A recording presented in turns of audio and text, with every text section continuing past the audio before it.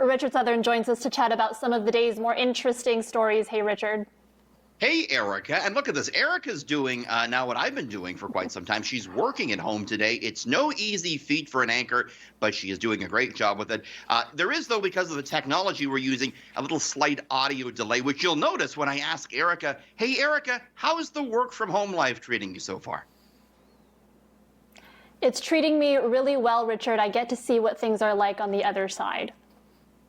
There you go. We both have no socks on right now. Nobody needs to know that, but that's part of the work from home life. It's the great thing. How did you know? How did you know?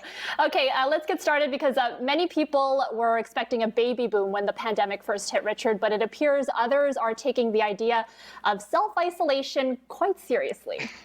Yes, indeed. Very interesting knock-on effect of the pandemic, Erica, is one product in particular really plummeting.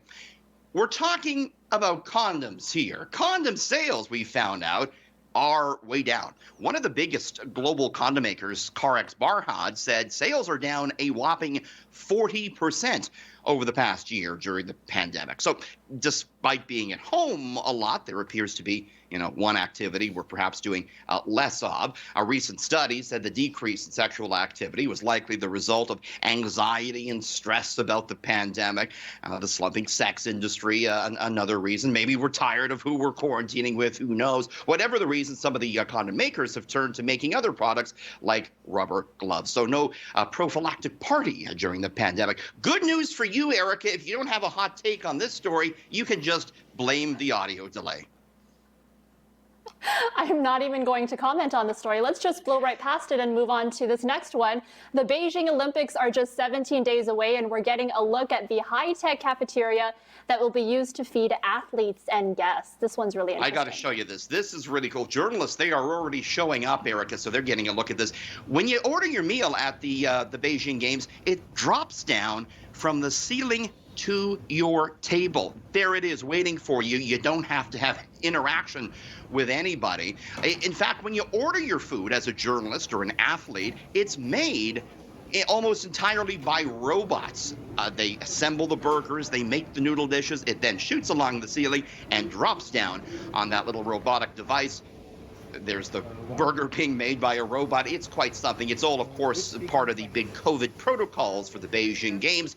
For the duration of the Olympics, athletes and media and staff will be confined to a bubble with no interaction allowed outside that bubble, including no food delivery allowed. So it's up to the robots instead. Erica, I love that whole system in my kitchen, but that might be the end of me there.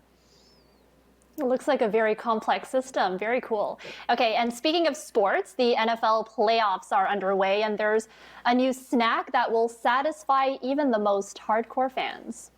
Yeah, you're a hardcore football fan if you're going to be popping a bag of these. Lay's, the potato chip guys, Erica, they are coming out now with potato chips made from potatoes grown in dirt from NFL stadiums. So each bag is tailored towards a particular team, and the potatoes grown in dirt from that particular team's stadium. They're not selling these. It's part of a giveaway on the Lay's website. Of course, I would want potato chips from Orchard Park. I'm a big Bills fan. They're in the playoffs. They're doing well. And Erica, you may not be an NFL fan, but I hate to tell you this. You may be snacking on some more potato chips now that you're working at home.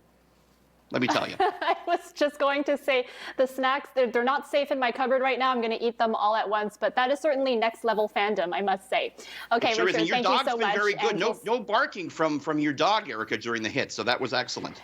She's asleep. I don't know what that says about our newscast, but she's sleeping right now. She and everybody else, Erica. Okay, we'll see you tomorrow. See you tomorrow.